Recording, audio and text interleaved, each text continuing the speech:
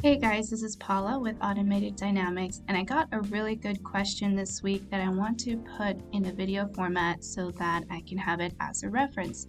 And the question is, when you have an expandable safety controller and you have some expansion modules, maybe an input module and a dual channel relay output, what happens often is that you get a couple of pages generated for your output. So you have your safety outputs on the first page, and then if you click on the next button, you get your relay outputs on the next page.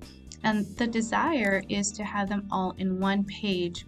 Now, the short answer is that you cannot put them all in one page. However, there are built-in features to the software that allow us to interface between the two a little bit more easy. So let me show you this quick little program that I have here. So I added some e-stops, a light curtain on the unit itself, the safety controller, and then I have an input module, and I just have a two-hand control and a light curtain on there, and then my relay output card at the very end.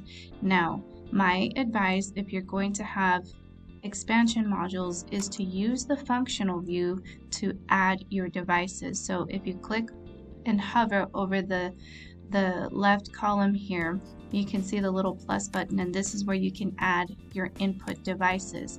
So if you want a specific input tied to that output that you're working with, for example, the solid state output that's on the main unit, maybe I want this safety light curtain tied to that, then what we want to do is add the input modules on that page.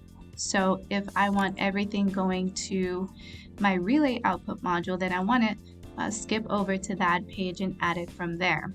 Now let's say, for example, I wanted to monitor this e-stop and I wanted to tie it to my solid state output. Then what I want to go ahead and do is actually double click on that and actually give it a name, because we're going to reference it.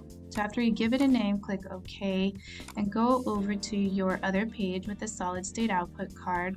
The solid state output. And if you click on one of these, you notice that there's a functional element called a reference. And on that reference, you can add these ands that you've used on other pages. So I can bring in that other and if I wanted to. Now this one's grayed out because I've already added it onto there, but this is a way that we can reference certain things on the page that you want to see everything on. Now, additionally, you'll see that if I wanted to go into live mode, if I were connected to one directly, I could go into live mode or simulation mode, and I could also monitor those relay outputs on this same page. So that's another way that I can bring those outputs in here just to at least be able to monitor it. So if I go here to the add button and go back to reference, you'll also notice that those relay output 1, relay output 2, they're grayed out because I've already added them again.